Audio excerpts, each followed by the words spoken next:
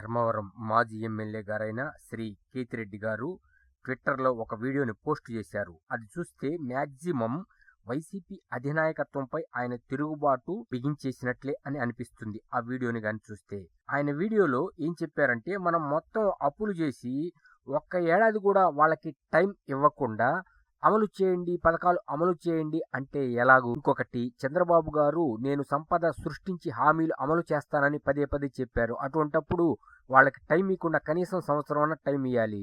నెల రోజుల్లోపే మనం పథకాలు లేదంటే జనాలకి అసహ్యం వేస్తుంది అన్న అర్థం వచ్చేట్లు ఆయన మాట్లాడారు. సూటిగా సుత్తి లేకుండా డైరెక్ట్ గా చెప్పేశారు. నా ఎస్సీలు, నా ఎస్టీలు, నా బీసీలు అన్నారు. మరి అదేమైంది అన్న విధంగా కూడా మాట్లాడారు.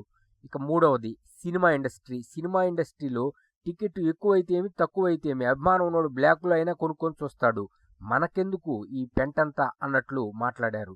ఈ విధంగా ఆయన డైరెక్ట్గా అధినాయకత్వంపై తిరుగుబాటు చేసినట్లే మాట్లాడారు.